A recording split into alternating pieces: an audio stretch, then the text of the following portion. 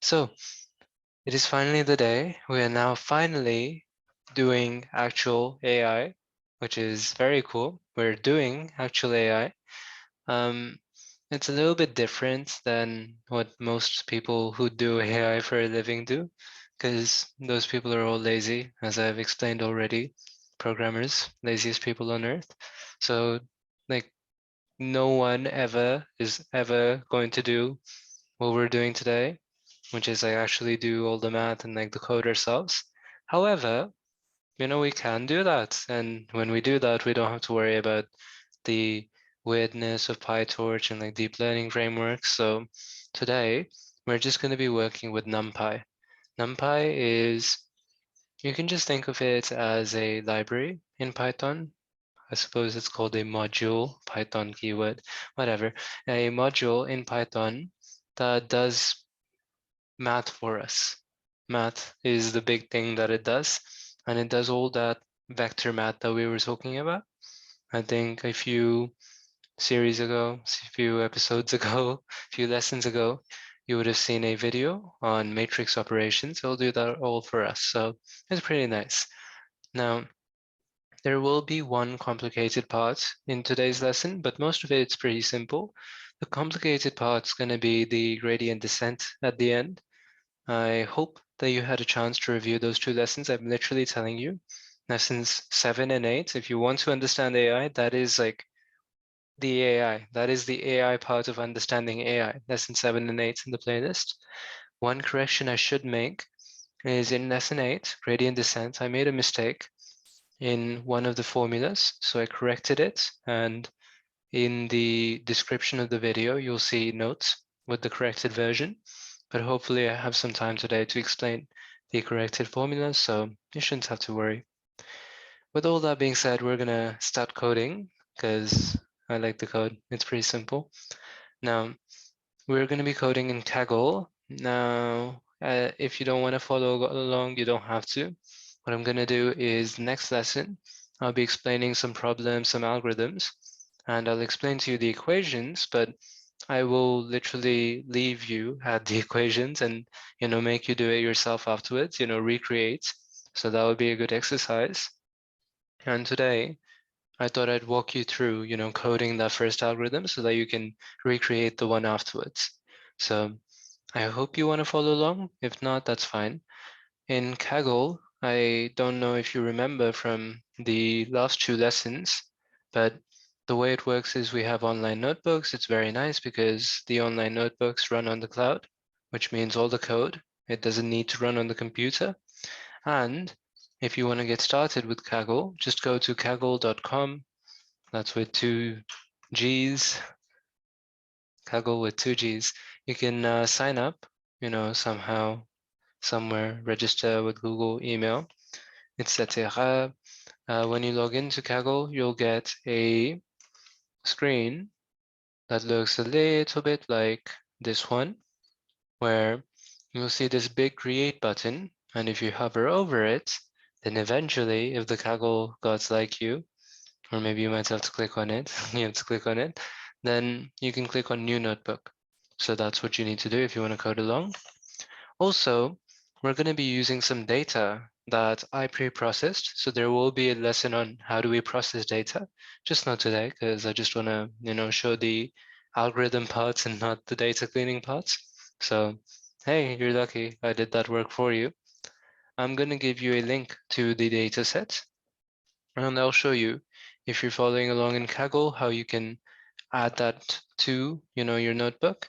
And if you're not following along on Kaggle, you should be able to still download the two files on, your local machine, Google Colab, that's one.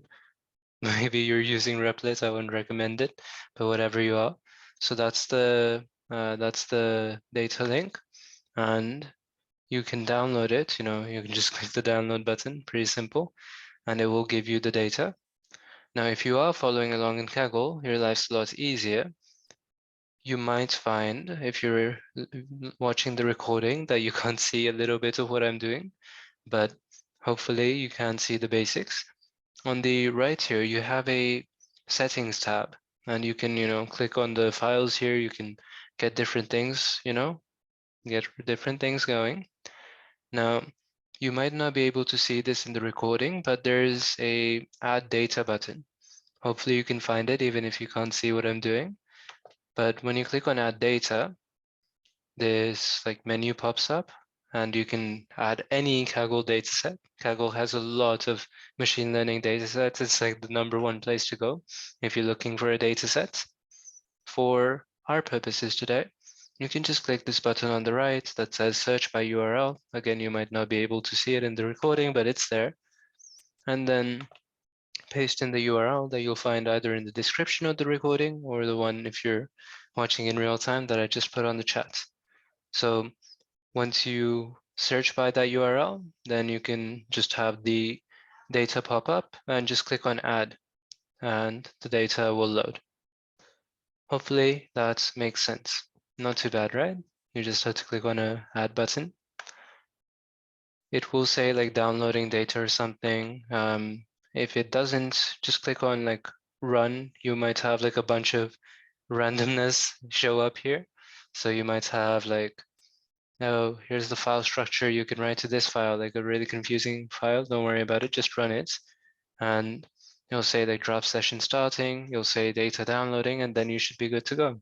So here on my screen, you see like it's preparing to download. But after it takes care of all that, you should be good to go. So hopefully that doesn't take too long. If you need to, you can pause the video, etc. And whenever your draft session is done loading, then we can carry on. So while that data downloads, one thing I do want to say, here is like the first thing we want to always do whenever we're coding. Like when we're actually coding, this is something I learned in grade 9 computer science from my teacher, Mr. Fair. He said, good programmers are the most stupid because, the stupid ones think like a computer. So they will literally, write out, okay, this step, then this step, then this step. They don't think too far ahead. So be stupid, think like a computer, and you will be fine. So literally what I did when I was preparing this lesson, I was like, okay, what are the steps involved? And I wrote out each single step. And that's what we're going to do. So, for once you have an agenda, what to expect in the lesson. Hopefully you have more of that in the future because that's how I code. I have to write out the steps. So that's what we're going to do today. We're going to break down each of these steps. Hopefully some of these terms are familiar to you because, well, we explained all of the math before. Everyone good? Everyone is fine with the intro bits? That is basics of how do you get set up on Kaggle. Now let's actually get into it. So the first thing we got to do, hopefully you had a chance to get the data. Again, this link is in the description of the video. What you'll see now in the data panel, I'll pull this over again. You'll see that there is like this input folder and you'll see like the data, or if you're working locally, wherever you downloaded the file, you'll have these two files. X, as always, those are the input features. Y are the target labels. Now, this data set, I'll explain what it is in terms of looking at the data afterwards, but the basics are, it's very similar to that BTS problem that we looked at a few lessons ago in lesson 7 and 8. And we talked about, you have all of these input features, you multiply them by some parameters, and then in the end, you're just trying to output a 0 or a 1. So, did the person buy the BTS ticket or not? This one is like a little bit, less nonchalant, if I may say. This one is heart disease prediction. So we have a bunch of health input features, and we want to predict over the next 10 years, one, does someone have a risk of coronary heart disease? Or 0, do they not? So a little bit more serious, but then again, real life AI algorithms. So we're working on the real stuff. Now, I got this data from an open source data set linked below, and I will explain to you a little bit more like what are these input features that we're using. But the problem is very similar. Okay, the problem is take a bunch of features and output a 0 or 1. So we're going to be using like the exact same mechanics, the equations, everything's the same. Now, the first step, as you see, we got to get the data. We're going to, first of all, import Numpy. as NP. That just means like rename NumPy to NP. Imagine like renaming a variable. This is just things that you'll see a lot in tutorials because, you know, they're often, we're lazy programmers. We don't want to type NumPy. We'll just put in NP. So that's the first thing we're going to do, import the module that's going to let us do all the vector math. Make sure you do your imports first. Next thing is we actually want to load the data. So to load the data, we're going to use a NumPy command. Remember, this is a method, and we talked about this in lesson 9,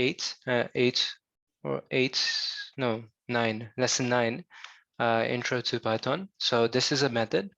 It's attached to, you know, this module. So when we import NumPy, we get access to all of these cool tools. The way that the load command works is it takes in what is called a file path. So it's taking in, you know, what is the path to the X. This is a matrix that I've saved. I'll show you in a second, you know, what its contents look like.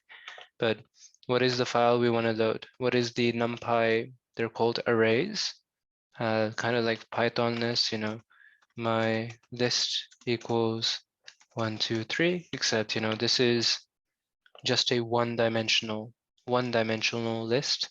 A NumPy array can be like a 2x2 matrix, for example.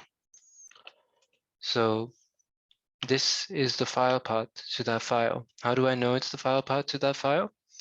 Again, I hope you can see this in the recording. If you go to the right in Kaggle, the easy way is you can just hover over something and you can hover over the file you want. So I want x.numpy in this case.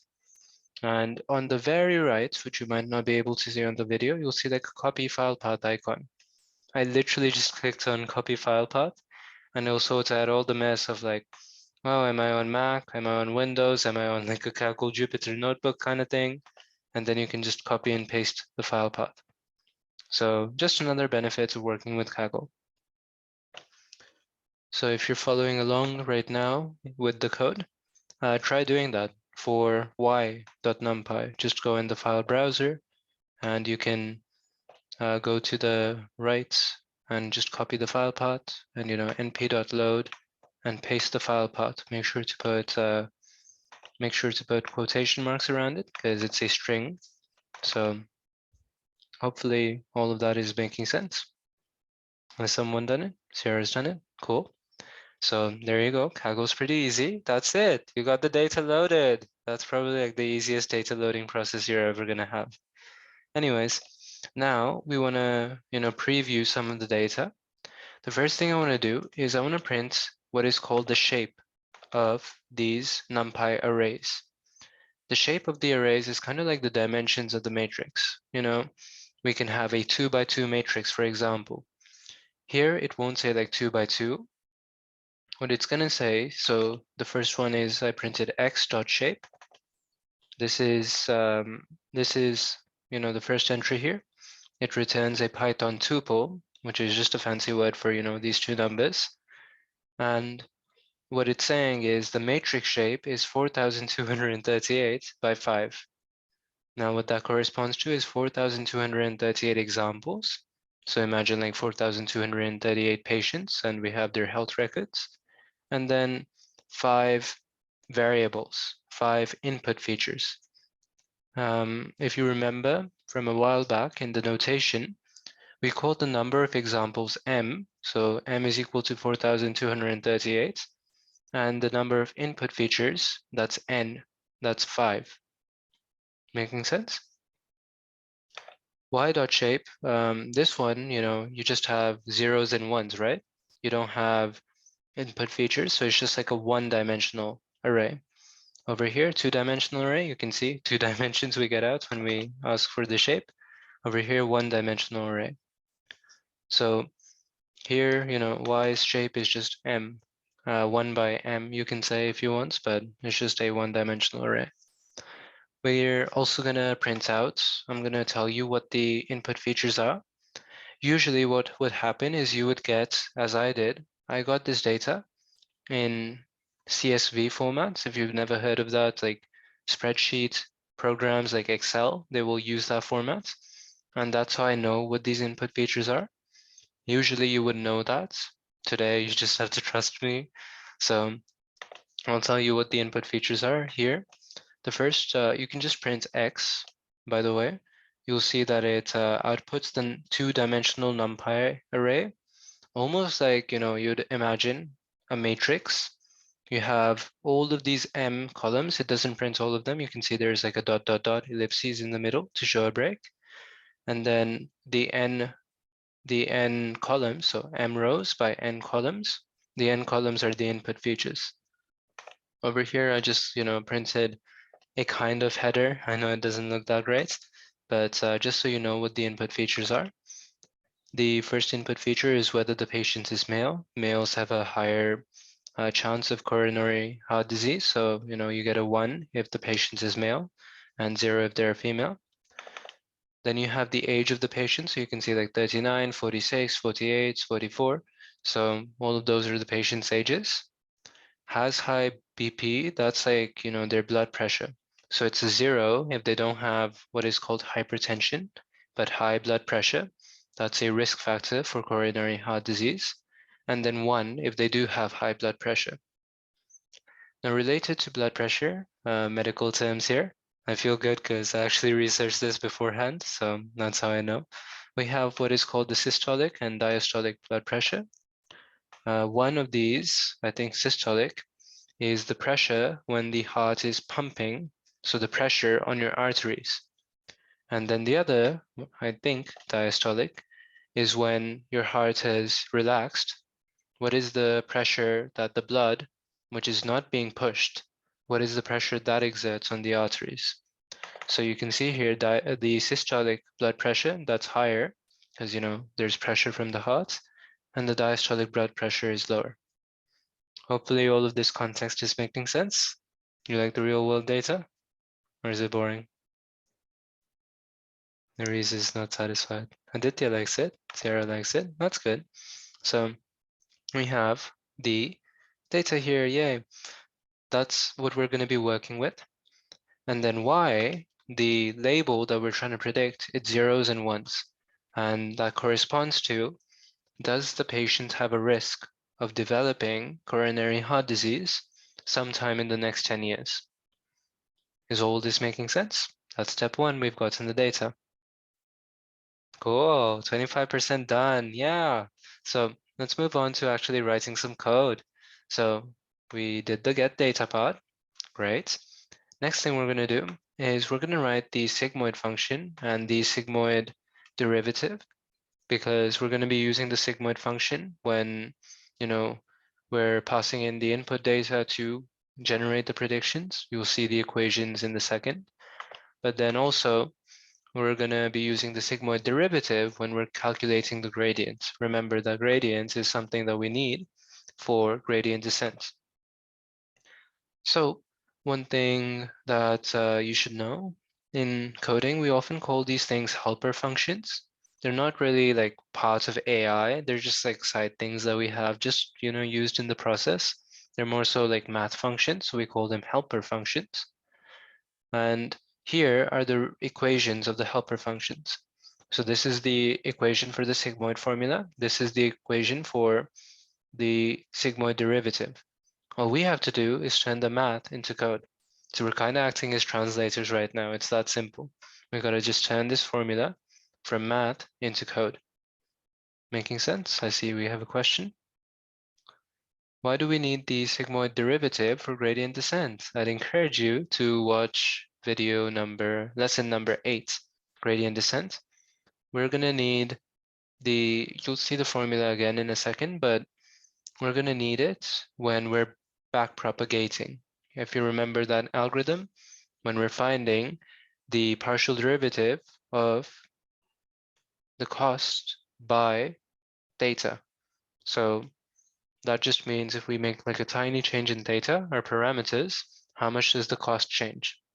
If you're confused on that, watch video number 8, lesson number 8, and more details there. But keep in mind there is one error, which is why we'll see some equations in a sec. So anyways, let's write these functions. It's literally it's very simple. Like it's literally what you think, what you see. Here's the sigmoid function. You see here, we have defined this function sigmoid.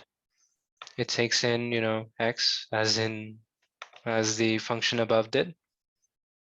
Yeah, as this equation did. The function takes in x, and look what we're doing. We're returning 1 divided by, 1 plus this e to the negative x. In NumPy, we have a function called a method called np.exponent or np.exp. And what it does is it takes, whatever you pass in and raises it to e, raises it to the power of e. So, raises e to the power of that, sorry. E, if you remember, it's just like a number, it's a constant, just like pi, it just is 2.71. So hopefully this is making sense. You take 1, divide, make sure to have your brackets, you want to divide by all of this, by 1 plus np.exp is just like e raised to whatever we put in here. Make sense? That's not too hard. See, we're just translating the math into code. And then with sigmoid prime, we're going to use the sigmoid function. So we're literally, we just did the sigmoid function, and now in sigmoid prime, remember sigmoid prime is that comma that just means take the derivative of the output by the inputs, and it literally is just sigmoid of x. We did that times 1 minus sigmoid of x. Yay! That's not too hard, right? Come on, guys. We're just translating the math into code. So at the end, here's something that's really important. When we're writing functions ever in coding, we want to test different use cases. So for example, remember the sigmoid function, if you put in like a really large number, the value you get should be really close to 1. So let's try in sigmoid of 10. And we get 0.999. Let's try sigmoid of 100. We get 1. So that sigmoid function is working. How about the other extreme? So let's put in like negative 10. We should get a value close to 0. If you don't know this E notation, I don't like it very much, but that E notation just means, times 10 to the, so this is saying like 4.5 times 10 to the negative 5, which just means 4.5 divided by 10 to the 5, which is like, what, 4.5 divided by 100,000? So like really small number, close to 0. I could put in sigmoid of 100, and that's still, again, very, very small number, very close to 0. So that's what tells me that the sigmoid functions are working. However, here's another thing we should keep in mind. When we're using the sigmoid function and the sigmoid prime function, we're not just gonna be, putting in single numbers, okay? We're gonna be putting in like vectors too, because that's what we're doing today, we're working with vectors. We're gonna be putting in vectors. So what we wanna do is we wanna generate a test case for that. So let's say I name a variable test vector. What I can do is I can use this function from NumPy to generate like a bunch of random numbers. It's called np.random.randn. So this method, it lets me generate random numbers. And I can tell it, what are the dimensions. So it will generate like a matrix for me with a bunch of random numbers as its elements. Hopefully those words make sense. If not, review the matrix operations video. So here I can say, make me a matrix that is 8 by 10. I think these are the right arguments. If not, we might have to wrap them in a tuple. Let's see. Nope, we gotta wrap them in we gotta actually put in the argument. So we can say np.random.randn 8 by 10. So it's gonna make like an 8 by 10 matrix with random elements. If you want, you can print the test vector. I should call it test matrix, but you can see, a bunch of random numbers.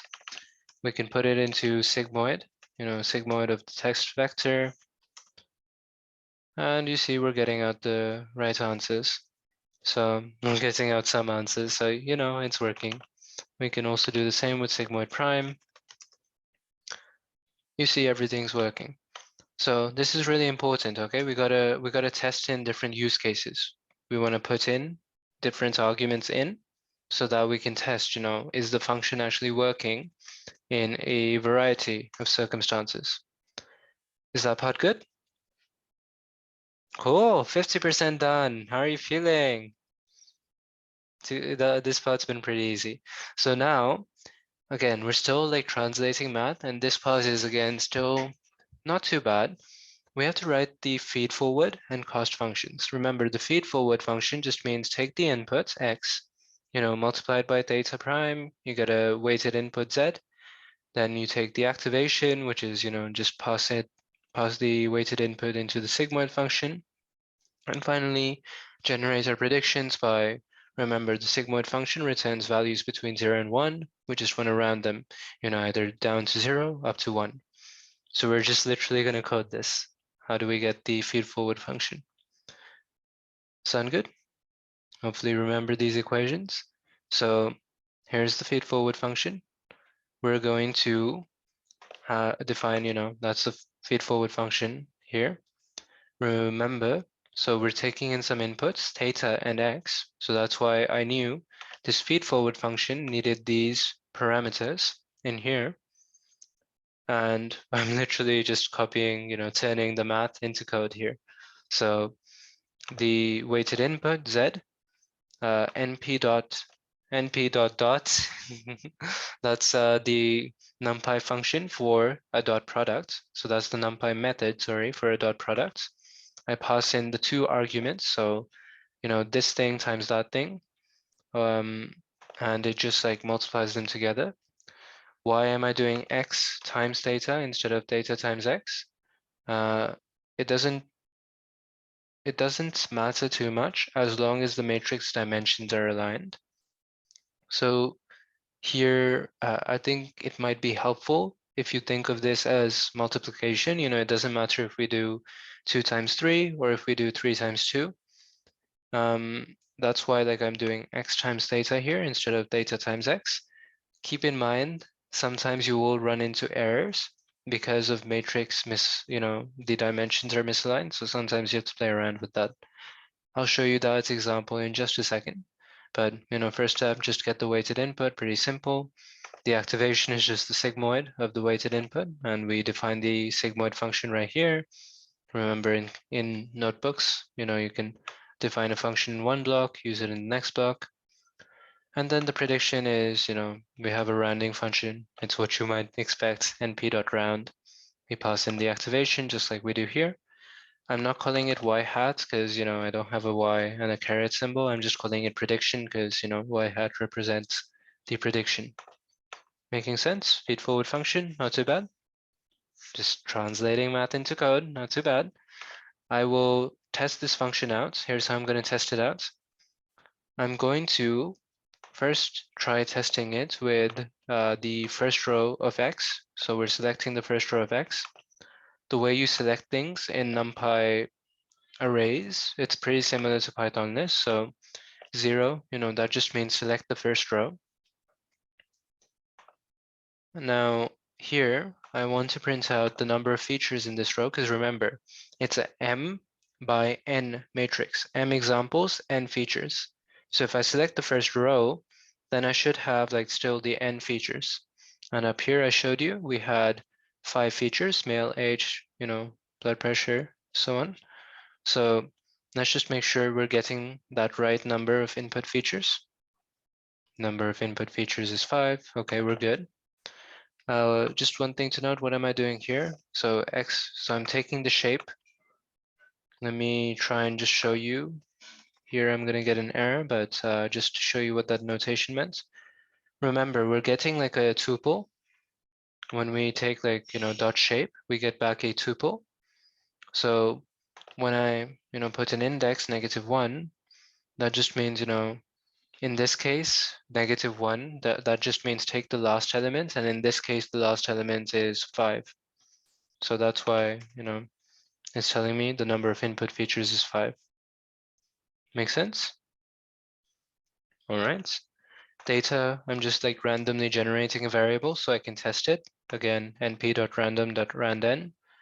And remember, I need like one theta parameter per input feature, because that's what the weighted input is doing. It's multiplying each input feature by like a weight. So, some input features can be considered more important in making the prediction, other ones can be considered less important. So that's why I got, the number of features here so that I could generate the right amount of data parameters. Over here, you see that's the data parameter that I generated randomly. And now I can finally, do the prediction. So I'm getting out the prediction value by calling the feedforward function.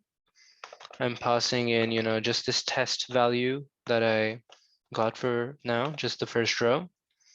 And you can see I get back the output and I print it out. The output is 1. So it's saying in this case, the patient would have a risk of coronary heart disease in the next 10 years. Is all that making sense? I want to stop here just in case anyone has any questions. Any questions, anyone? No? No? All right. Looks good. Hopefully I'm not going too fast. Again, it's very important that we test our use cases, okay? We want to test different inputs here. So here's a good test, okay? Why don't we let's not select the first row. Let's try 2 rows, okay? So the way that I'm going to do that is very similar again to lists. So I'm going to put in a colon and I'm going to put in 2. What this is saying is start at the 0th row and then go up to, but not including, the second row. So it's going to select row 0 and it's going to select row 1. Let me show you. So over here now, you can see if I print xtemp, it's going to have selected 2 rows, which I can print out here. You see, now it's got 2 rows. So again, the number of input features is still the same, because even though it has 2 rows now, it's like, 2 by 5. Number of examples in this case is 2. Number of features is still 5. Remember, I selected the last element. So if I print out, here I'll print out number of, so this is the shape I'm getting back. That's why I did the last element, not the first one. So I'm selecting this 5 in any case, no matter how many examples I put in. That's an error I made while I was first writing the code. So this is like why it's important to check, your code. I didn't know, oh, maybe I'll just like select, the 0th element. I just tried that and I was like, oh shoot, something's not working. What's not working? And that's, something I had to debug by testing different inputs. So anyways, here you can see the function is still working. The output value I get, I get 2 zeros. So with the random parameters it just generated, it thought, hey, yeah, looks like both the patients, they won't have a risk of coronary heart disease. Obviously, these are pretty bad predictions because it just changed its mind so instantly. Here's one last use case. So let's try putting in all of the rows in X, because, that's what we're going to be doing later. Let's try it out. And you can see, wow, a bunch of patients now have coronary heart disease. So the function we wrote, it is working. Yay! Good job. That's the third part. Oh, no, wait, we have to write the cost function. So anyways, yeah, it's working. That is great. So I'll just leave it as the first row now. Again, put it there, we're done. By the way, if your Kaggle spinner ever gets like spinning like that, just stuck, it doesn't mean that it's still running. If you click away, then it'll show that it stopped spinning. It just does that sometimes. So we have done our feedforward function, remember. Oh, let's just go back to our list. Okay, we have to also write the cost function. So we're also going to do that. I'm just going to quickly reset the meeting before we do that though. Cool?